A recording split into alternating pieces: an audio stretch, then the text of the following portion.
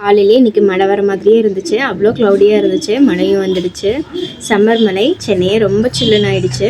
So மார்னிங்கை நான் என் வேலையை வந்து ஸ்டார்ட் பண்ணிட்டேன். இன்றைக்கி வந்து பூரி, நெக்ஸ்ட் வந்து வைரல் தக்காளி தொக்கு ரொம்ப ஒரு 2 இயர்ஸ் முன்னாடி நல்ல ட்ரெண்ட் ஆகிடுச்சு. அதுலேருந்து நாங்களும் ஃபாலோ பண்ணிகிட்ருக்கோம். எங்கள் குழந்தைங்களுக்கு ரொம்ப பிடிக்கும். நெக்ஸ்ட் வந்து சுண்டைக்காய் வத்த குழம்பு, புடலங்காய் போட்டு பொரியல் பண்ணிட்டேன். தேங்காய் இல்லாதனால பைத்தம்பருப்பு போட்டு பண்ணியிருக்கேன். அதுவும் ஒரு டேஸ்ட்டில் நல்லா தான் இருக்கும். நெக்ஸ்ட்டு காலையிலேயே வேலையை முடிச்சிட்டேன்.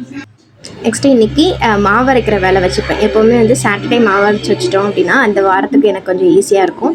ஸோ மாவு ஒவ்வொரு டைமும் காலியாகும் போதே ஏதாவது ஒரு மில்லட் தோசையோ ஏதோ இது போட்டுருவேன். ஸோ இன்றைக்கி வந்து அடை தோசை மாதிரி பண்ணலான்னு சொல்லிட்டு பருப்பு வகைகள் எல்லாமே ஊற வச்சுருக்கேன். கூடவே வந்து ராகி ஸ்ப்ரவுட் பவுடர் பண்ணது எல்லாமே காலி ஆகிடுச்சு. ஸோ ராகி வந்து ஸ்ப்ரவுட்ஸ்க்காக அதுவும் ரெடி பண்ணி வச்சுருந்தேன். ஸோ ஹஸ்பண்ட் வந்து காலையிலேயே சாப்பாடு கொடுத்து ஆஃபீஸ்க்கு வந்து கிளப்பி விட்டாச்சு. ஸோ குழந்தைங்களுக்கு இன்றைக்கி லீவு தான். ஸோ மழை இருந்தனால ஏதாவது ஸ்நாக்ஸ் கேட்பாங்க. அதனால சக்கரவள்ளி கிழங்கு இருந்துச்சு. இன்றைக்கி அதை வச்சு ஒரு ஃப்ரெஞ்ச் ஃப்ரைஸ் மாதிரி பண்ணிடலாம்னு சொல்லிட்டு சர்க்கரைவள்ளி கிழங்கு வச்சு தான் நான் ட்ரை பண்ணியிருந்தேன். சர்க்கரைவள்ளி கிழங்கு நல்லா பீல் பண்ணிவிட்டு தண்ணியில் கொஞ்சம் போட்டு வச்சிடணும். கொஞ்சம் பிளாக் ஆகிடும். ஸோ அது கூட வந்து நீங்கள் யூஸ்வலாக ஃப்ரை பண்ணுறதுக்காக போடுற மசாலா கொஞ்சம் கார்ன்ஃப்ளவர், அரிசி மாவுலாம் போட்டு நல்லா மிக்ஸ் பண்ணிவிட்டு டேரெக்டாக எண்ணெயில் போட்டு ஃப்ரை பண்ணிக்கலாம். யூஸ்வலாக வந்து ஃப்ரெஞ்ச் ஃப்ரைஸ் பண்ணும்போது பொட்டேட்டோலாம் லைட்டாக ஒரு 1 மினிட் 2 மினிட் வந்து பாயில் பண்ணி எடுப்போம்லாம். அது மாதிரி கூட இது சர்க்கரைவள்ளி கிழங்கு பண்ண வேண்டாம். ஹார்டாக இருக்கிற மாதிரி தெரியும். பட் ஃப்ரை பண்ணதுக்கப்புறம் ரொம்ப நல்லா கிறிஸ்பியாக இருக்கும்.